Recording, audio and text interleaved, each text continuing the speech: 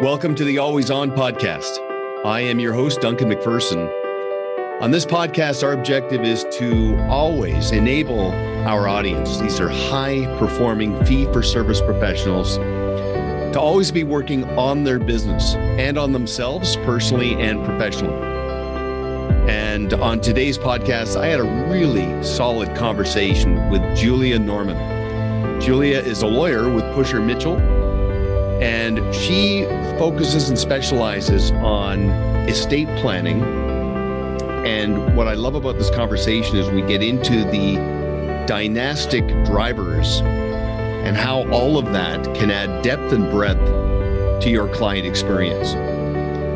Julia is a true authority because she focuses on both sides of the equation and gets into estate planning in and of itself, but also the administration and the litigation. So some really good stories here, but also some action items to consider. If you like this podcast, please like and share and tell your colleagues. And if you have any ideas or topics you'd like to hear in the future, just let us know. Thanks for listening. Okay, so here we are at Always On. This is a great theme. I want to talk about dynastic drivers. And by that, I mean how estate planning can add depth and breadth to your client experience, especially now when you think of the demographic forces and money in motion. And of course, this surreal disruption that we've all been working through this last couple of years. It is, in my view anyway, made estate planning that much more important. And I just want to start off and remind everybody, just remember, you manage three things. You don't just manage money. You manage a business that creates a very consistent client experience. And you manage people. And you manage how they interpret and perceive and describe your value and how they look to the future with anticipation instead of apprehension. And to that end, I am very, very excited to be joined by just a fantastic authority, in my view, Julia Norman, who is an estate planning lawyer here in Kelowna, British Columbia, but just has an incredible perspective on the role of an estate planning lawyer or attorney, especially as they engage with financial professionals to address some significant and often unmet needs that clients have. So Julia, thank you very much for being here. Thanks for having me, Duncan. I'm excited to be here. Yeah, my pleasure. And our relationship started off quite innocently. I myself was made aware that I had a pretty substantial gap, an unmet need that I had to address. So I was introduced to you. And immediately, and I've worked with so many different professionals in so many different sectors that do intersect with financial services, but I realized immediately that you weren't looking at this as a transaction. You were looking at, you were very interested, you were very diagnostic, you exceeded my expectations. And a lot of that was not just because of your technical ability, but because of that proverbial X factor. And then what tipped it over is we started talking, I don't know how it even came up, about Britney Spears and that conservator, how am I saying it properly? Conservatorship, yeah. Yes. Which is a U.S. term. Not in BC, but in Canada, we call it committeeship, but it's the same thing, conservatorship in the U.S. Okay, great. Thanks for clarifying. And yeah, you just had such an amazing perspective on that. And I thought, okay, that's it. You would be absolute gold for a podcast conversation about how to not refer a client out. And that's a big distinction. I tell our financial professionals, when it comes to the keystone around estate planning, continuity, succession, family investment, legacy, don't tell a client that you'll refer them out to an estate planning attorney. Engage the estate planning lawyer into your process. And what's profound is, as we've gotten to know each other, your credentials, the fact that you have a complete panoramic view on both sides of the equation, you are definitely a subject matter expert. So I'd like to put you on the spot if you don't mind. Absolutely, please. So there are a lot of estate planning lawyers in Canada, in the United States, and beyond. Definitely. What is it you feel makes you different? Yeah. So I think there's three things that I really focus on in my practice. The first being knowledge, the second expertise, and the third process. So in terms of knowledge, I really focus on making sure the law is always evolving. So I need to make sure that I am understanding and I'm aware of all of the most recent case law and the developments in the legislation and the case law. I also am working on my trust and estate practitioner designation. I'm just finishing that up. So again, that's really substantive knowledge. That's understanding the black letter law. And then in terms of expertise, as you mentioned, I'm really lucky and I feel really fortunate that I get to do both sides of estate work. So I do estate and trust planning, but I also do estate litigation. And estate litigation I'm sure most know what litigation is, but that's where files don't go well. And ultimately there is fighting or there is some sort of dispute. And often we do end up in court. So I feel strongly that the litigation informs the planning and vice versa. I can mitigate risks with my clients because I'm acutely aware of those risks because I have a lot of files where there is a dispute. And then in terms of process, I really have over the years formulated a sort of a process that I use with all of my clients. And we really like to take a team approach. So my best files are those where we're working with a financial advisor, an accountant. Often this is driven by a financial advisor or an accountant or an insurance professional. And we need to really take that team approach because an estate plan shouldn't be done in a vacuum. And if it is, it probably isn't the most effective plan.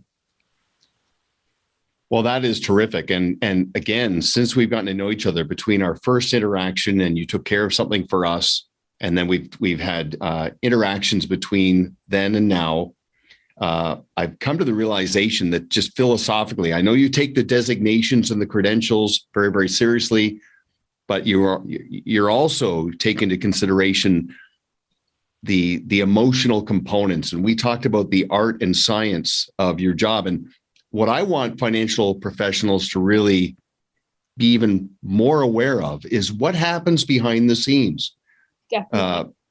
Because you and I talked about, I've been telling financial professionals, don't think of your inner circle of other service providers as circles of influence, where it's this referral machine that can move the needle.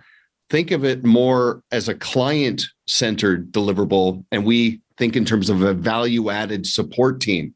Definitely. Which I know you've embraced. Absolutely. And I think we need to know what we're good at, and we need to work within that and work with other professionals and bring in that circle.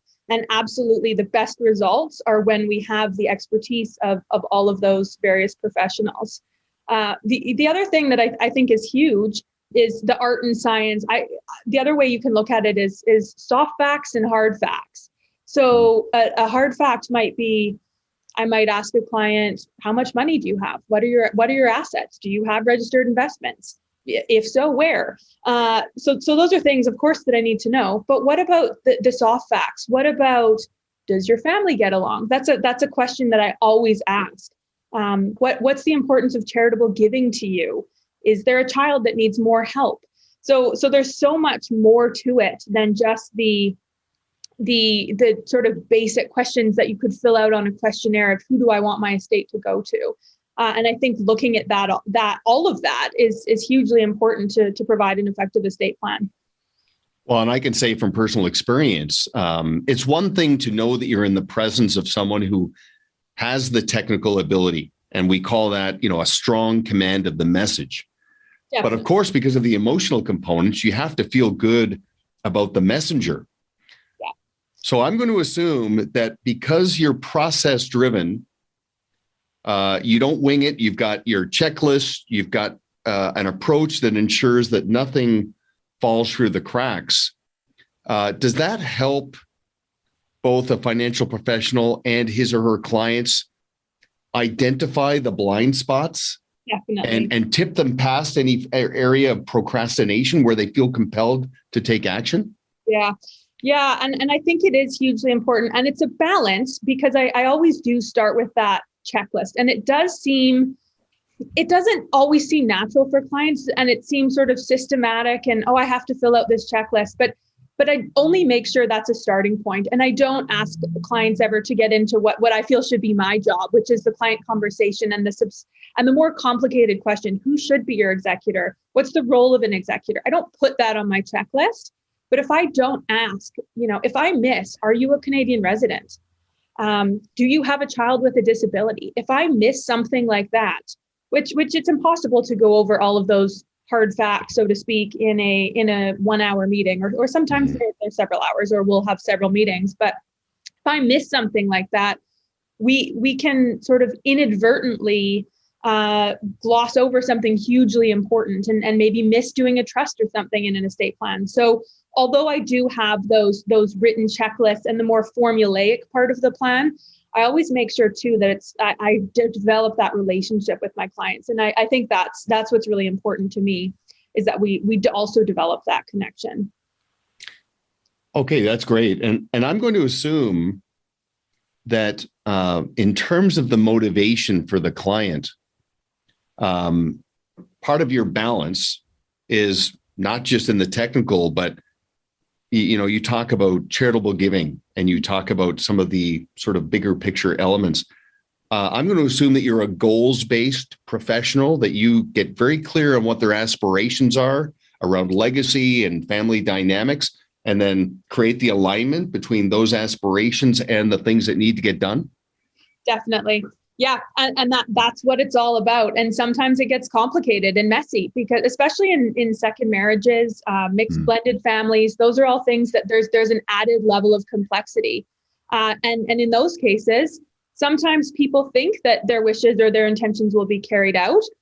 They think, oh, if I don't have a will, it'll go to my spouse. Well, it won't actually. And for those who are listening in British Columbia, in fact, it actually won't go to your spouse. It'll go 50% to your spouse and 50% to your kids. In other provinces, they have sort of very similar regimes, not identical, but similar. But yeah, intentions will not always be satisfied. Another thing that I really often bump into is tax issues. So people don't consider that there may be a huge tax liability on death, depending on what their investments are, if there's going to be a huge capital gain. And that can also defeat a huge part of the plan, because they may intend to give one asset to somebody and not realize that has a significant tax liability with it, and give another asset to somebody else where there's no tax liability. So that's, again, why it's so important for me to be working with, although I know something about tax, I don't purport to be an expert, and I absolutely want to be working with an accountant on that file. I also work with financial advisors all the time to be very clear on what the client's assets are, what we can do, how we can shift things around. I think that the team approach in that sense is vital. Yeah, absolutely. And I do want to come back to the tax efficiency component as it relates to fee worthiness and making sure the client focuses on what this is worth, not what it costs. But we'll hold that thought for a second, because I wanted to build on something, because right now we're talking to a lot of financial professionals about driving their enterprise value and understanding what leads to enterprise value to actually make themselves more relevant to clients that have businesses around enterprise value. And some of the things that get put off, because we find that whether it's a financial professional and even some entrepreneurs, they're so fixated on the day-to-day working in the business, growing, attracting clients, and all of that, that they neglect some things in terms of the back office. And that's where the skeletons and the hair on the deal can develop, because they put that off. And then gradually, and then suddenly that all manifests. Yeah. Is there a similarity as it relates to estate planning and procrastination? Absolutely. Yeah, we see it all of the time. And it's because unfortunately, I end up seeing it on the litigation side very often too, because I see where people they don't have their affairs in order. And unfortunately, sometimes there's a tragic accident, sometimes it's expected, or disability as well. And then we are stuck. So I'll maybe just give you a few examples. I mean, I have a client right now. I'm doing his estate. He died very young. He bought one of those will kits online. That's another thing we can come back to. We really don't like will kits, but he bought a will kit online.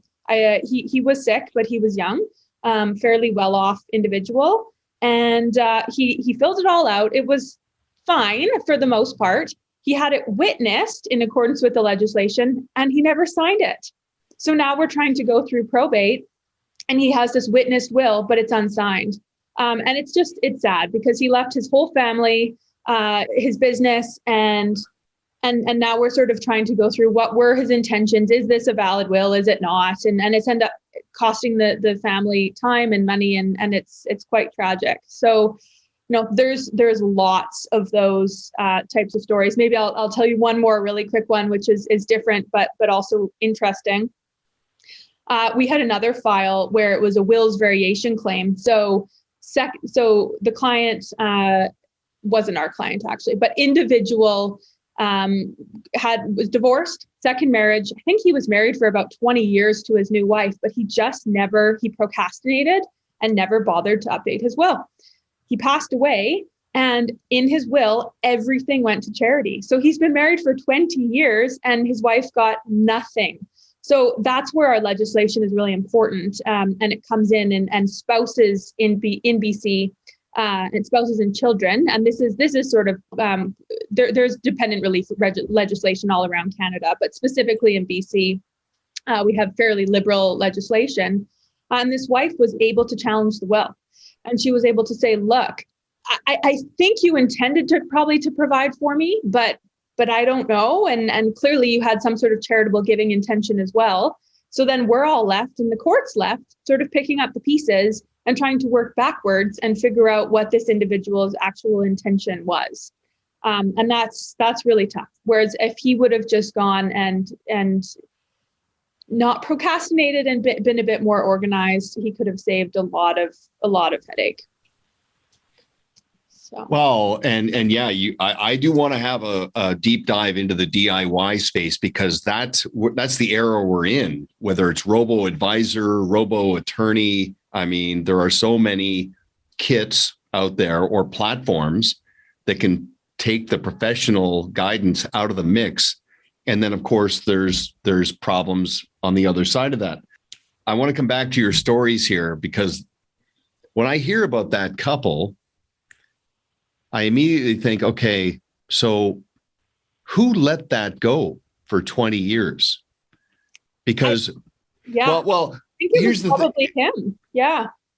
But okay, fair enough. Yeah. It's his responsibility, but obviously if he gets to a point where he's got some wealth, he's probably got some advisors. Yeah. One thing that's so profoundly important, I think, is because I keep reminding our clients, don't pitch individual things that you do as standalone deliverables. Yeah. Position them as part of your process and have a mindset that you're doing your clients a disservice by not insisting that they get past their procrastination. Definitely. Is that what you find, that the financial advisors that are process driven don't let things like that fall through the cracks? Yeah. No, you're absolutely right in that. And if that, I don't know who that individual is working with, but if he was working with a group, which he should have been, then it did fall through the cracks. And this is the result ultimately, is that now you have a wife that has absolutely nothing and has to go sue the estate in order to inherit something. So definitely. One other thing that I forgot to mention earlier, Duncan, I mean, when I say that I do those checklists, that's very often done by a financial advisor as well. So that's another part of the sort of synergies between the process between lawyers and financial advisors. So I work with a few financial advisors. They know the information that I like. I know the information that they need. And then sometimes they'll just go ahead and send me the checklist already filled out, because they'll do that part with the client because they have that long-standing relationship. So again, if they're doing that work and they can tell their clients, look, you need a will, it's part of your process, and they can already do sort of a lot of the work for us and send us that information. So we often work that way, and that works well as well. So there's a redundancy where your process validates the advisor's process. Definitely. and probably validates the client that they're in good hands. I think so, for sure. Yeah. And I think clients, they like the fact that we all work together, and clients love when their team of professionals are collaborating in their best interest. I mean, I certainly would always feel good, if my lawyer is talking to my accountant and everybody's on the same page about the strategy moving forward. Well, because if there's a team approach and it's process driven, ultimately, as a client, I get to fixate not just on what it is, but what it does. And what it does is it liberates me to go live my life. I don't have to worry about what's going on behind me because you guys you've got this. You've got it taken care of. Yeah. And you can let the professionals do what they're good at. You don't need to be Googling different tax strategies and how much probate fee savings are and doing the sort of DIY, WebMD version of law and tax, because that's just dangerous. Yeah. Wow. That's the ultimate DIY in the last couple of years with everything we've been through, is the WebMD sort of mindset. And fair enough. But I do want to ask you, because in your world, you'll see both successes and misfires and setbacks and problems. This last couple of years, what has it revealed in terms of pain points and errors and judgment and things like that in your space? Definitely. No, we've had some really interesting experiences, for lack of a better word, in the last few years. I think when the pandemic started, people were desperate to get their estate planning and their affairs in order, but quickly, because none of us knew sort of what was going to happen with COVID. So our legislation was a little bit slow to catch up. And of course, we couldn't always meet people in office.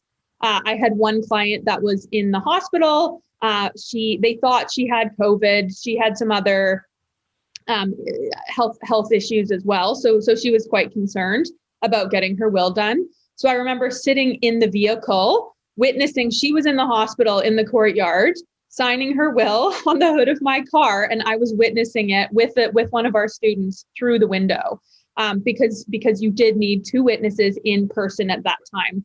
Now we have sort of, the legislation has evolved a little bit, and we can do things over Zoom, and it's a little bit more up to speed. But just doing what you needed to do, and I think there was just this mass sort of chaos and concern about being disorganized, and of course, when people are doing it on the fly like that, they're not done as effectively as they can be. That team approach doesn't always, it doesn't work. This is not done. This is not a process that is done overnight. Something's better than nothing, though. I do believe that for sure. So I think that goes back to your point of doing it early. And I'm seeing so many young clients right now, too, young, successful clients who are getting their estate plan in order. And what often drives them to do it is when they have a child, because then we have to deal with guardianship. But whether you have a child, a business, whatever it may be, I can't stress enough the importance of just getting it done while you're healthy, while things are going well. So you're not in this mad panic when all of a sudden you need to get it done. And then that's really what COVID brought out is just people desperately trying to get their affairs in order. So it manufactured a sense of urgency. Oh, for sure. Absolutely. And I think looking back, was it warranted or not? I mean, well, for some it was, I guess, but probably not. But it's best that people do have something in place. But as I said, it can't be done overnight. We need to have the team together, and sometimes these things take a while. So the earlier people can get started, the better. I can remember way back when I was quite young, and an insurance salesman, I guess you could say, was talking about the difference between insurance and risk management. Okay. And he had this soundbite it's a cliche in the industry, but he said, it's better to have it and not need it than to need it and not have it. Definitely. And that struck a chord with me. But I'm wondering, are there any tools that you could provide a financial professional that they could help nudge a client who's procrastinating and putting it off? For sure. That's as simple as a soundbite, just to nudge them? Yeah. Oh, you're putting me on the spot with a soundbite. I don't have any great quotes, but I think just emphasizing the importance of it, and none of us know what our tomorrow is going to be. I know that also sounds very cliched, but unfortunately, I do see a lot of cases on the litigation side. Pretty much, almost all of my files where nobody expected to become disabled or to die. The other thing is, estate planning isn't just about disability planning and death. I mean, powers of attorney that we do, right? They're enduring. So if you are off traveling the world or working overseas and you want to sell a house, or there needs to be any sort of financial transaction that needs a signature, that can also be done by your attorney. So that's solid in and of itself, is that it's not just about the end. Exactly. There's several steps between now and then. I will tell you, because I immerse myself with our clients about being goals-based planners and professionalize what that means using FORM, the acronym: family, occupation, recreation, and money. Money is a means to those aspirations. That makes it very client-facing about being goals-based. But I always say, when you have clarity around your goals and aspirations and confidence in a plan that adds probability that you're going to achieve those, it puts you in a state of Zen. And ironically, the definition, or one of the definitions of a Zen life, is that you could live to be 100, or it could all be over tomorrow. Yeah. So be at peace with that, but plan accordingly. So I think that's part of the benefit of taking this seriously and panoramically. Definitely. I see so much relief in clients, and I think it's just one of those things where people know that they need to do it. Often they don't get around to do it, or whatever. There's always excuses for why it hasn't been done. Same thing with getting your taxes done. I've been saying to my husband the last couple of days, we have to get our tax information done. It's just another thing to do, and I get it. But ultimately it needs to get done, and I do see a huge sense of relief for clients once it is done. So I have a client right now, actually, and he is terminally ill, but the struggle that I've been able to watch in him getting his estate plan done, and I'm just sort of there pushing them along gently, because I know it has to get done, and it will be a mess if it doesn't get done. But I can just see how difficult it's been for him to go through this process and engage in the process. But I know, because I see it all the time, as soon as he gets it done, it's going to be an incredible sense of relief for him. So sort of the faster we can move through the process, I think, the better. Well, and you think about you have two addressable audiences. You've got the core client, and you've got the family that is going to be impacted. And so what you're doing for the core client is galvanizing their legacy on their terms. Yeah. And what you're doing for the family is enabling them to go through the grieving process without it being undermined because of all the complexity and things that have not, all the pieces that have not been put together. So you've really got two addressable audiences there. Yeah. And I mean, not only is it important to make sure money is accessible after death and people can kind of carry on and stay living in the house, but what about businesses? I mean, if you're a younger individual, or maybe you don't have to be young, but if you're running a business, how is that business going to carry on? How is the succession plan going to look for that business when you're no longer gone? Especially if you're actively involved in the business, who's going to run it? Can someone pay your bills tomorrow and sign checks? I mean, those are all things that we need to think about in terms of the succession plan.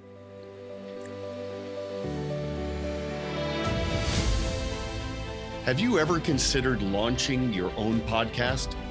Not sure how to start? Outsource it to the best in the business. We did.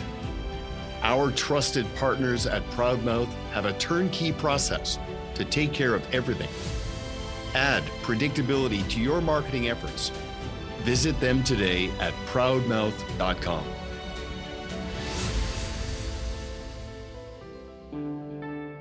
Do you aspire to consistently attract and keep great clients while driving the enterprise value of your business? Do you want to achieve professional contrast by supplementing your technical ability with a consistent client experience driven by best practices? The Blue Square Toolkit brings the proven Pareto Systems philosophy and process to life in a way that tethers your team so that you can competitor-proof your clients, gain their full empowerment, and attract quality referrals, all while restoring liberation and order in your life, and all in an intuitive, easy-to-use, turnkey solution. Visit bluesquaretoolkit.com to get your 14-day free trial today.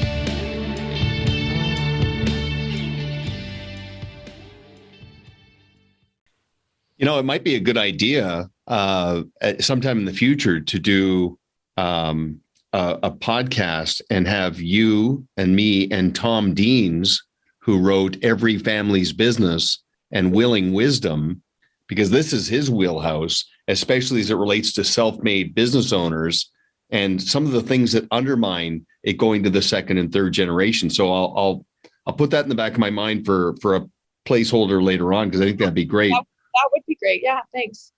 Yeah, it's a huge problem, and something that it's something that we need to look at. Absolutely. Okay, so let's talk about fee worthiness. Sure. Okay, so I'm going to assume that this DIY phenomena that's occurred in every fee for service space, obviously there's a convenience factor and there's a due diligence factor. So whether it's WebMD or a will kit or a robo-advisor, these DIY things, I can do it at 11 o'clock at night.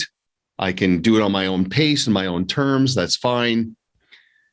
But I think, obviously, why people have gone down that path is a little bit of a disconnect around trust and fee worthiness, where they figured I could cobble this thing together myself and save a lot of money by doing this with a will kit in your context. What are your thoughts on that? Let's dig into that a little bit.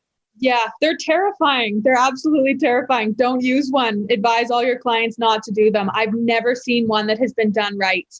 They don't work. And so many more complex issues end up arising. I mean, I just had one, and the law is very complicated, so I'm not going to get into the law on this, but in terms of designated beneficiaries on registered investments like RSPs and TFSAs, you have to be very careful about what you say about those in a will, because you can inadvertently remove the designation or revoke the designation, which is sort of defeating the whole estate planning purpose of having a designation on an investment. And I had one just recently where that caused a huge problem, a tax problem ultimately, and a probate fee problem.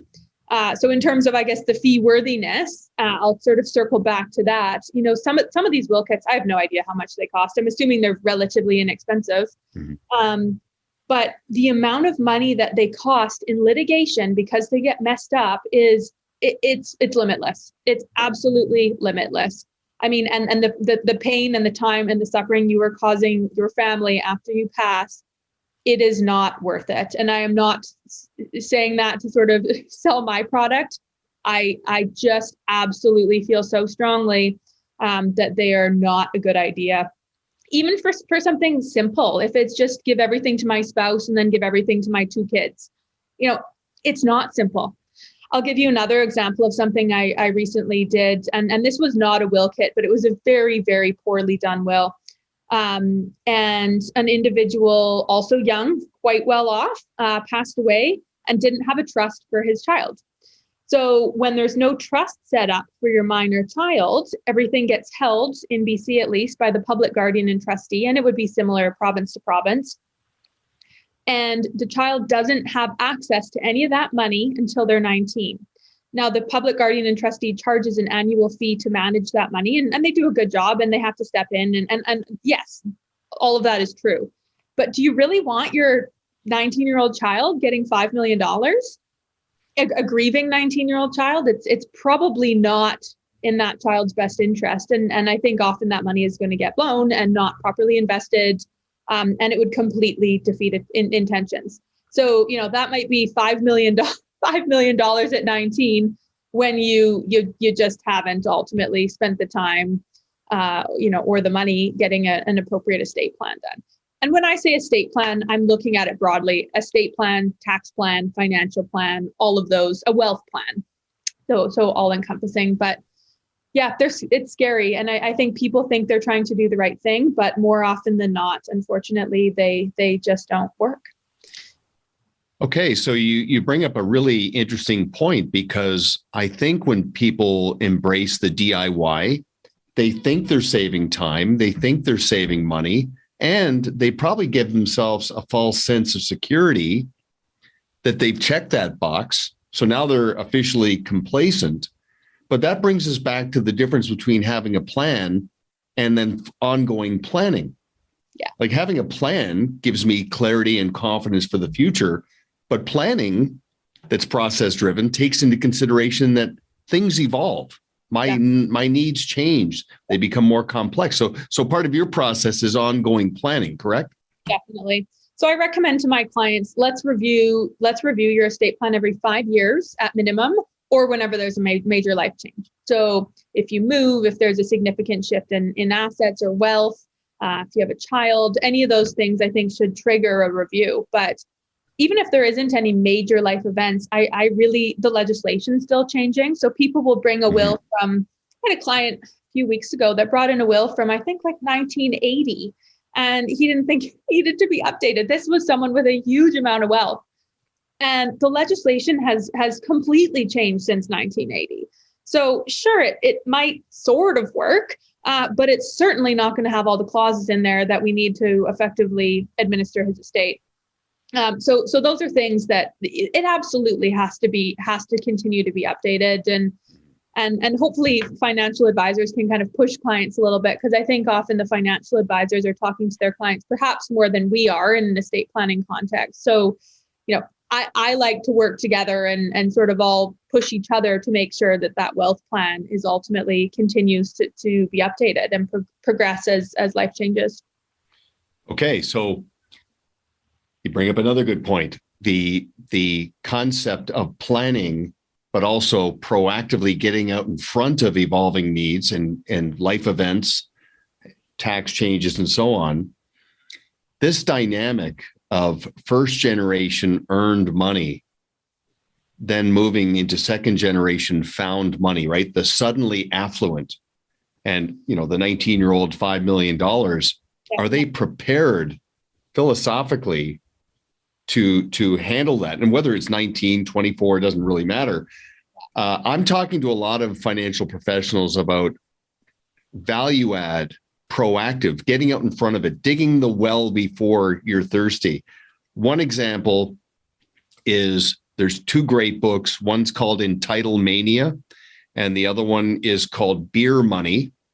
Both very good books on the consequences of procrastination and also where entitlement is born in a privileged family and what to do about it.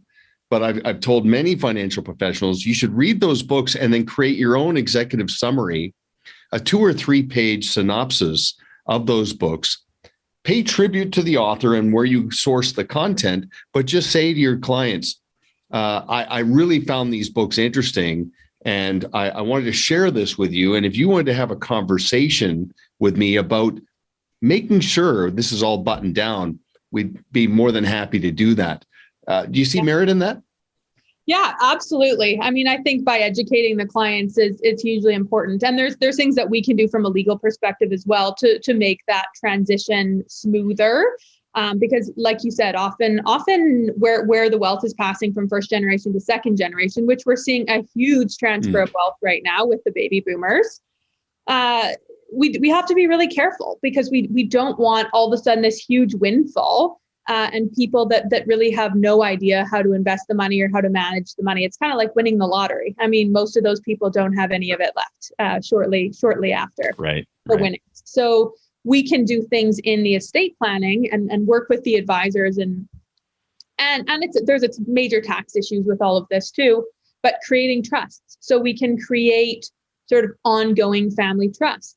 So that ultimately we can put a really sophisticated person in the driver's seat to distribute the money in a way that they think is appropriate and in that person's best interest. So certainly we can help to manage that, but unfortunately, and that's up to the client and the sort of individual circumstances, whether that makes sense or not. But sometimes it definitely does. I'm curious, with the advent of technology like this, the online platforms and giving people the gift of time to have a meeting like this without getting in the car and things like that. More and more financial professionals are having family meetings talking about wealth and direction, consequences, where it's all going, the whole future pacing to get everybody bought in. Has that come into your world at all?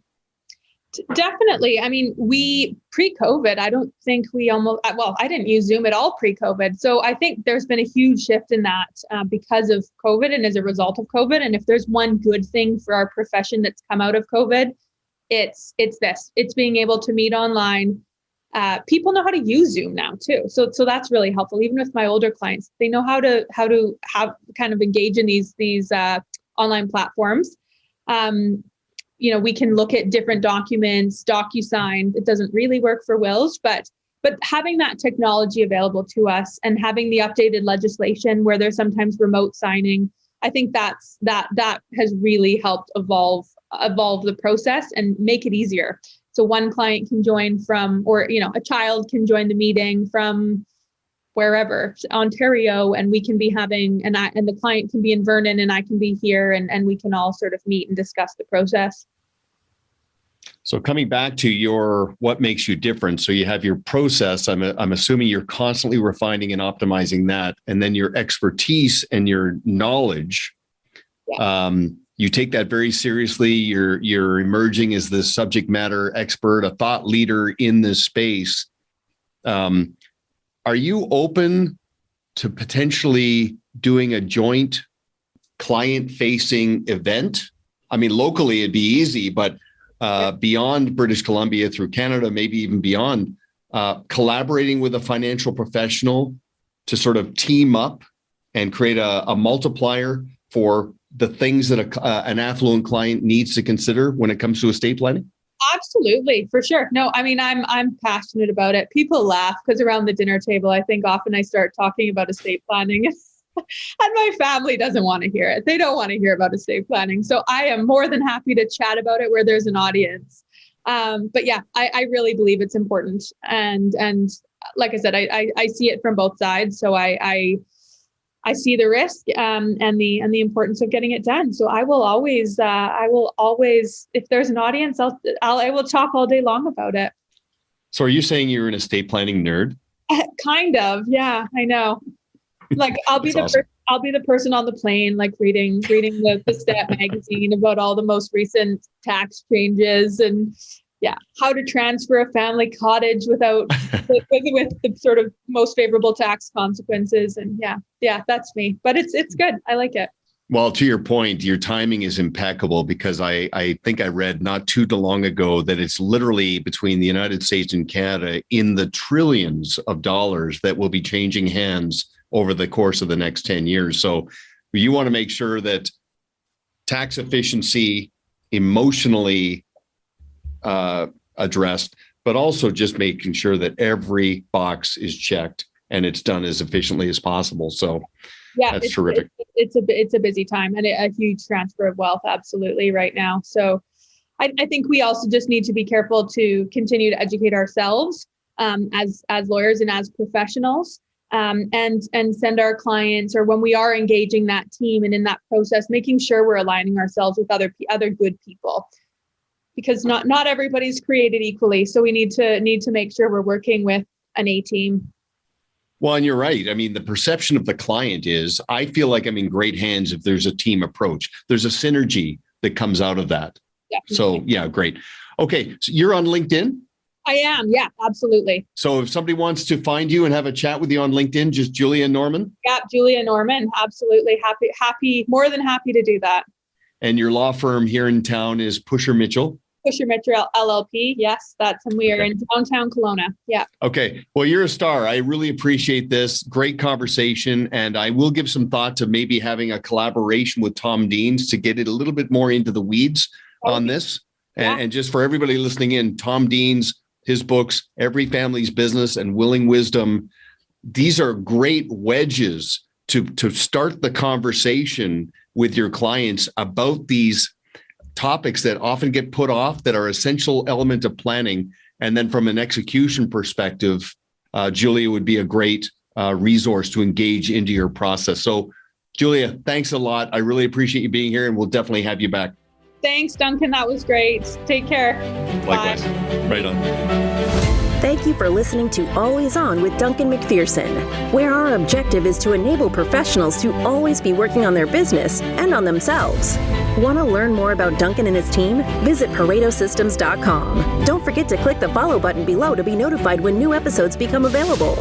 The information covered and posted represents the views and opinions of the hosts and/or guests and does not necessarily represent the views or opinions of Pareto Systems.